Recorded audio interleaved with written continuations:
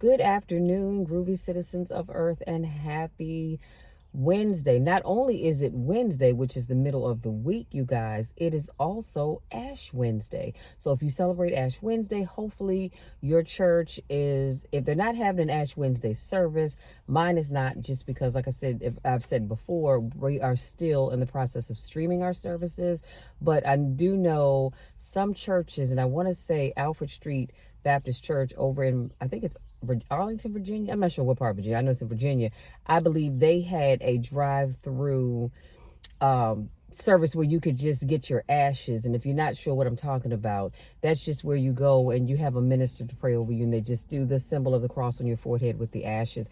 And I want to say they did it early and they had a cutoff. And I'm assuming it's for those that, were probably off, or your seniors that probably will not come out later on this evening. But I believe they're doing it again this evening for a couple of hours. So please, if you're able to, go and get your ashes. Again, today kicks off the Lenten season, and I just wish you all a happy, prosperous Lenten season. Now, if you have no idea what I'm talking about, Google it. So before I jump into today's topic, I wanted to share something else with you. Remember, if you watched my vlog yesterday, I told you I was waiting for the Amazon delivery person to bring my book, because yesterday was our Tuesday night church-wide Bible study class, and and it came right after I finished this vlog. It was delivered, and so I'm happy about that. And so the book came, and this is what it looks like. And the book is called Prayer Warrior: The Power of Praying Your Way to Victory. The book is by Stormy O. Martin, and again, let me show you the cover. You guys, this book is phenomenal, and here's the back of it. And last night we talked about the 6 things that you should put on daily. And it has to be something that you consciously decide to put on every day before you leave your home. And those 6 things are: 1, the belt of truth; 2, the breastplate of righteousness; 3, shoes of the gospel of peace. Come on, somebody, because we need peace right about now. Number 4, the shield of faith. Number 5, the helmet of salvation. And number 6, the sword of the Spirit, which essentially is your word. You ought to take your word with you everywhere you go. That's why there are people that can memorize tons of scripture, and some only just a few scriptures that they need to pull out when the time calls for it. So you should have a scripture in your heart. Sometimes it can be a song in your heart that you can go through when you're dealing with some stuff. And so if you follow me on Facebook, I shared this list on Facebook. It's in the book here, but you can also Google it to read more about it. So I would suggest that you do that. And then, I don't know, I think I showed you guys this before, I'm not sure. So I just decided to bring it out and show it to you again, just in case I didn't. For our Thursday night women's Bible study class, which I'm going to have to miss tomorrow because we have a Council of Ministries meeting, which is the first Thursday of every month. Reverend Wood meets with all of the ministry leaders, which I am one, as well as the secretary for the Council of Ministries. And so I have to take the notes. No, I get to take the notes. I don't have to. And so women's Bible study, we're using Get Out of Your Head. And this book is by Jeannie. I can't see her name because of this sticker on here. Jeannie somebody. Okay. I don't like that, you guys. Hold on. Jeannie Allen. And she's a best-selling author of Nothing to Prove. This is what the cover looks like right here. And here is the back. I am loving this book as well. But even though I won't be, because I can't be in 2 places at one time, so I could pull up Women's Bible Study on my iPad, which I do have right here with me, and be on the meeting on my laptop, but then I probably will miss something. And so I want to be fully focused. So I will just have to get caught up from my mom on what I missed in Bible study. So that's that. Let's jump into today's topic, you guys. Today's topic is: don't define yourself by your mistakes.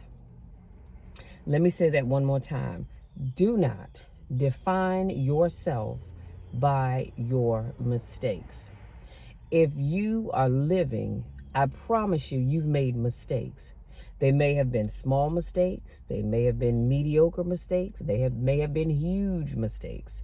but we all have made mistakes. But what I'm telling you is, do not define yourself by your mistakes. We all make mistakes. All you can do is learn from it, because you can't go back and fix it. And it doesn't have to be your future. Learn from it and move on. So I'm going to share this quote with you by Pastor Steven Furtick. Oh, I love his teachings too. And he said, God said, leave that out. I don't know you by those things. Stop introducing your past to the next season of your life. Can I put a pin right here? Because I need to go back and read that one little sentence one more time. He said, stop introducing your past, come on somebody, to the next season of your life. So whatever you did in the last season of your life, it could be last month, it could be last week, it could be last year. Stop introducing that stuff into the new season of your life, which is right now. And we all have been guilty of that. With the resume of your regret. So basically he says, stop introducing your past to the next season of your life with the resume of your regrets of the last season. We have to stop saying, I think is calling me to do, and you fill in the blank. But no, leave that out. I'm going to put that quote in the description box, and I want you to let that marinate in your spirit just a little bit. And so, excuse me, all my sinuses are draining. And so I just made 2 points I wanted to cover. And one is, I said too often we talk ourselves out of what God has for us because we keep bringing up past mistakes. And it's sad, but that's just the nature of the beast. How many times has a great opportunity come up and you are so excited, and then you go, oh yeah, you know what, I'm not going to be able to do that because not too long ago I did ABC and XYZ. Can I ask you to stop doing that? Stop talking yourself out of that which God has ordained for you. See, God has already ordained things for you, things that you don't even know about yet, just like he's ordained things for me. I'm not talking myself out of anything. It doesn't matter what I did in my past. I'm not talking myself out of anything. Okay? And then number 2, God has forgiven you, and now it's time for you to forgive you. So let me unpack this just a little bit. I'm going to make a few comments and then I'm going to leave you be. So as I talk about, don't define yourself by your mistakes, I need you all to really hear me. I need you all to really understand that I mean business when I say that God has forgiven you. And now it's time for you to forgive you. Do you know that I have talked to so many people over the years who have said, Michelle, you have no idea. You know, I did ABC and XYZ. I did everything that I was big enough and bad enough to do. And now I can't forgive myself. And I'm thinking to myself, okay, so essentially God can forgive you, but you can't forgive you? Honey, if God can forgive me, trust and believe I can forgive myself. But I'm going to forgive myself regardless of who forgives me or who chooses not to. But I'm just saying, y'all are walking around here with stuff on your mind and holding stuff in and holding yourself back because you keep bringing up your past. You know where I'm going with what we're getting ready to say, right? What did Medea tell you? Look, I can't talk today. I'm so tongue-tied. What did Medea tell us? Your past is like your big ass. It's behind you. So you need to leave it there. Stop allowing your past to get out in front of you. Stop allowing your past to be the first thing that people see on your resume.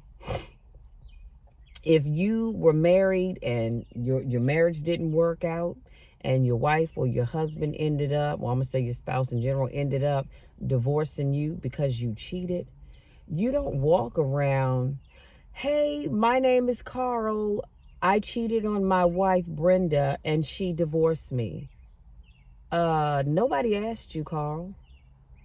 That's between you and your wife, you and your family. Why are you telling people that? That's your past. You messed up. You asked for forgiveness. God forgave you. Hopefully, Brenda forgave you. She might not have, but hopefully she did. You forgive yourself and move on. But stop allowing things like that to be at the top of your resume. Or, you put down, hi, my name is Myrtle Jean, and I am the mother of 5 kids, and I couldn't raise any of them because they all have 5 different fathers, and I never really I was never striving to do much to be able to raise them. Okay, well, Myrtle Jean, your kids are now grown adults with their own spouse and their own kids. So again, why are you bringing up your past like that? Who asked you? That's in the past. You're a different person now. Your kids forgave you. They say, you know what, Mama, you did all you could to raise us. But that's in the past. Because whatever they were lacking growing up, they decided, hey, you know what? I'm going to be a better person. I'm going to give myself all that my mom couldn't give me as I was coming up. Come on, somebody. So y'all need to learn to forgive yourself and stop letting your past lead who you are now. Because here's the thing. Now, I'm going to say this. I'm going to go out on a limb, and hopefully it's a strong limb because I don't want to fall. But hopefully, whatever it is that you said and did in your past, that is not who you are now. Now, I'm not stupid. So I do understand that some people, like I said, we all have a past. Some people have not gotten past their past. Who they were in the past is who they are right now. And that's just a sad reality. Some people were womanizers in the past, and they still are. Some women are loose in the tail. They were loose in the tail in the past, and they still are. Some of y'all, let's just keep it all the way real. Some of y'all were club hopping and bar hopping back in the day when you were in your early 20s and 30s, and here you are in your 50s and 60s, and you're still doing the same thing. Some people just are not going to change, and that is just a reality that we all must face. People have got to change, but they can only change if they choose to. They can't change because I want them to. They won't change because you want them to. Now, you can pray and ask God to move on their minds and their hearts to get them to change and be better people, because I do that all the time.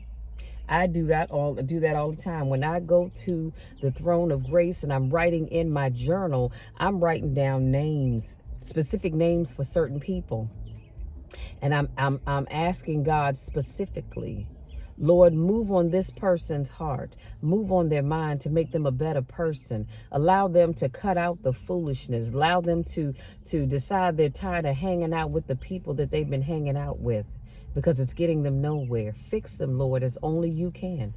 You can do it collectively, or you can do it individually. And I do both. Like I said, I do both. I do collectively as I pray for the world, but then there's some people I'm calling out by name. But the point that I'm trying to make is that you have got to forgive yourself. And there's some people right now to this day that are no longer with us because they could not forgive themselves for whatever it was that was going on. And so it just got to be too much, and they took their lives. And that's so unfortunate. So that's why I always tell people, before you ever get to that state, please find somebody that you can reach out to talk and get them to pray with you, pray for you, all of that good stuff. Because there's no reason for you to take your life. Your life is too valuable. Your life means so much to so many people. So please don't do that.